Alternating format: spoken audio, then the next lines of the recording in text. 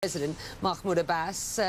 Husam Zomlot is live for you in the West Bank. If the US and Israel do not explicitly back Palestinian statehood today, what are the options for Palestinians going forward?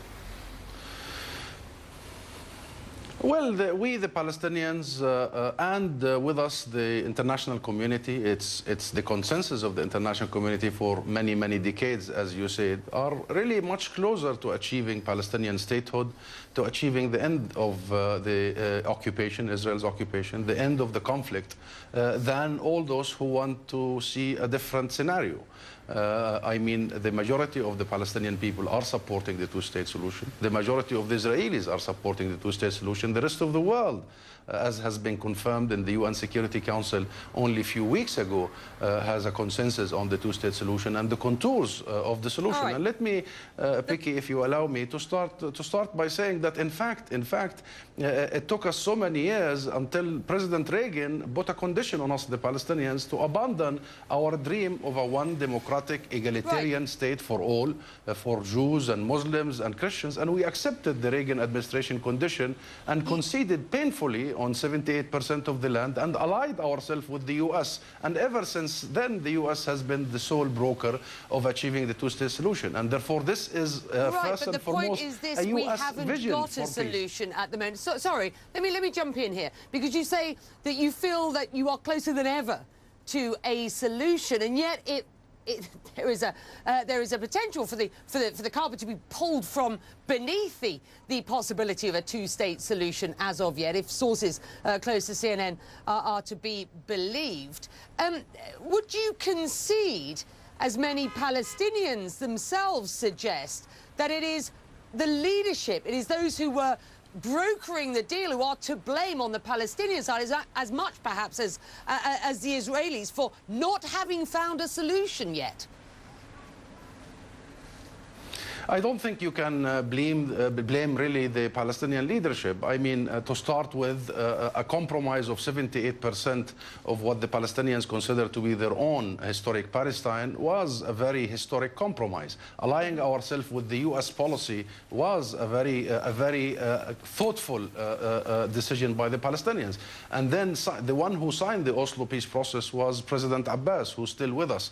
The one who has defended the foundations of the peace process is still with us. The things that changed has been in Israel. All those who pushed for peace in the Israeli side have died, and the ones who took over, particularly Prime Minister Netanyahu and his very right-wing extreme coalition, are the ones who are trying now against the majority of us and the Israeli people and the international community to reframe the conflict and convince us that there is no tomorrow. No, we believe there is tomorrow, and we believe that the aspirations, the righteous aspirations of people, we believe in international legitimacy and international consensus. Yes, so Husam, I guess the question is simply this: if the Prime Minister Benjamin Netanyahu returns here without uttering the word Palestinian state in Washington, if we hear from a Trump administration they believe that is not the only solution out there, and this satisfies the more right wing of the politicians and the ideology here in Israel, what do you think the consequences might be going forward? I'm thinking about security and the potential for conflict, because this would be a provocative move, correct?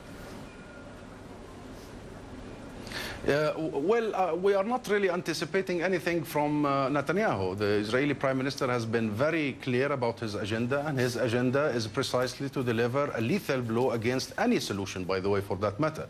He is interested in a non-solution era whereby he just finishes off his ideological belief that all of us, the 6 billion Palestinians, should vanish in a thin air, or an apartheid regime could be erected, as it is the case, by the way.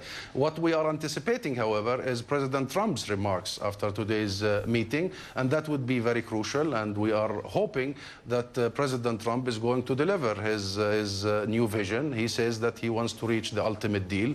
He wants to achieve peace. He complained about Israel only a few days ago that there is no land left.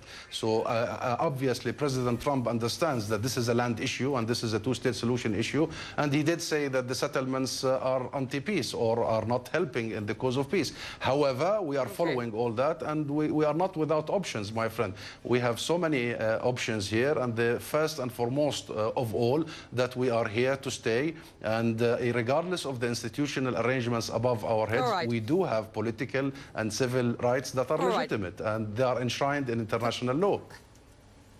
Okay, we're going to leave it there, but we absolutely thank you for your time out of Ramallah today, helping us provide some nuance on what is a very complicated and important story. Thank you. A lot to take in then this hour. I'm going to wrap it up for you next, taking a very short break. Back after this.